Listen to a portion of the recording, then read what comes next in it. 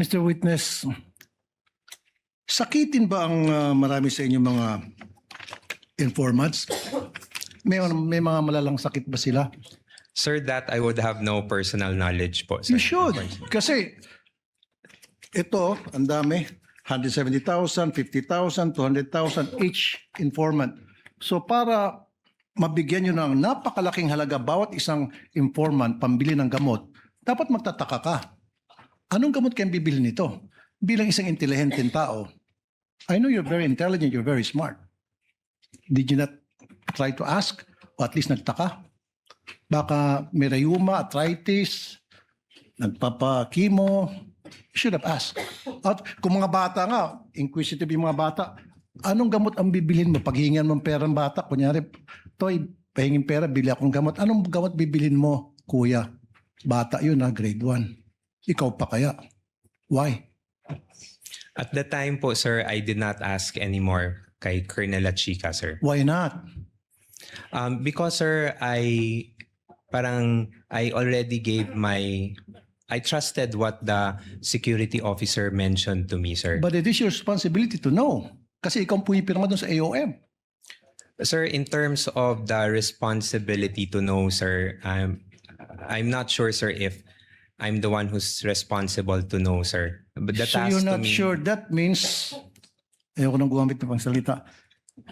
It's unbelievable. It defies logic talaga, really, sir. You're not really making sense at all. Anyway, move on tayo.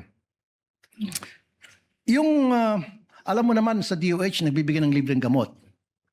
Meron Yes, kayong mga medical assistance program. yes, sir. Oh, ba't di na lang kayo humingi sa DOH? In fact, by the hundreds of millions and billions, nag-expire lang dyan sa bodega ng DOH, natatapon lang. Sayang. So dapat humingi na lang kayo sa DOH. Bigyan nyo lahat ng informant nyo ng kung anong klaseng gamot. Libre pa. Nakalibre kayo. The wisdom behind how the confidential funds were implemented, sir, I cannot answer, sir, because again, sir, I am not the main implementer for the said activities. Kaya sir. nga, Mr. Smart Guy, nung makita mo na ang dami mga informant na binigyan ng mga hundreds of thousands each para sa gamot, you could have asked La Chica and said, La Chica, bakit di tayo pumunta sa DOH, maghingi tayo ng gamot para makalibre, makatipid tayo sa confidential funds. Libre naman sa DOH. Pag Office of the President maghingi, may budget, meron kayo allocation doon, I'm sure. In fact, sa Davao, ginagawa nyo na yun eh. Sir, that I cannot answer, sir. So again, it defies logic. Hindi po kapani-paniwala ang mga pinagsasabi mo. Sir, for me,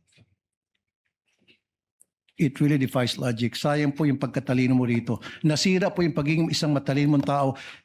Nakakahiya po dun sa mga eskwelahan na kung saan ka nag-aral at nag-graduate. Because ngayon, pinakita mo na nagsasalita ka na para kang, sorry sir, nagtatanga-tangahan. Salamat po sir. Pasensya na sir. Your Honor, with all due respect, Your Honor, I personally take offense of that comment, sir. I actually just did my duty, sir. At the time, sir, I believe na yun po yung kailangan kong gawin bilang isang empleyado po, sir.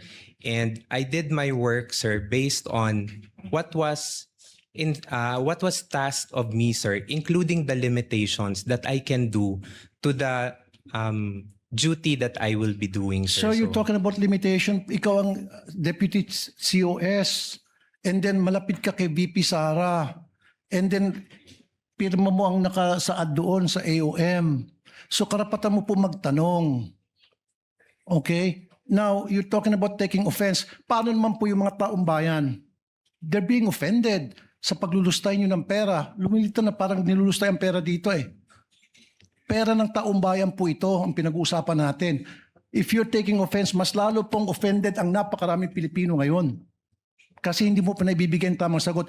Pero kung naibigay mo ng magandang sagot, logical na sagot, then mawawala po yung sama ng loob ng taong bayan sa inyo. Sir, with all due respect, sir, I believe, sir, this matter of the confidential fund, sir, is still pending the final decision, sir. We are currently still submitting our motion for reconsideration on this one, sir. And we still have not received any final reply on this one. What I'm talking about, sir, is yung mga sagot niyo po, it defies logic para sa isang matalinong tao. Kasi kung ako, sir, pinesenta sa akin yung mga ganong klaseng dokumento at nagtanong ako at hindi nasagot ng maayos, I will resign. Kaysa naman makulong ako. Kaysa naman maipit ako ngayon tulad nangyari sa'yo at saka mga previous witnesses. Di ba? Dalawa lang yun eh. Patuloy kang magbubulag-bulagan, pirma ka lang ng pirma dyan, nakapikit. Pero ang consequence yan, maaari kang makulong, maaari kang makasuhan. Anything can happen. Or, mag-resign ka na lang. Kung ako, I will resign. Mapapahama ako dyan, ba't ako pipirma dyan? Bakit ako pipirma sa mga nakalagay pagong, piatos, pikit, etc. Kung ano pa mga kengkoy na mga pangalan, I would not consent to that. Outright sabihin ko, pag hindi niyo may paliwanag sa akin, I will resign. Period. Thank you po.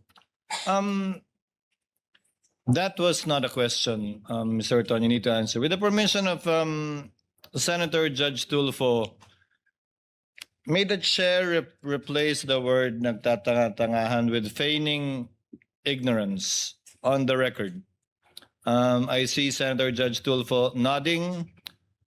So let the records so reflect the statement feigning ignorance in lieu of the Tagalog word mentioned earlier. Yes, Senator.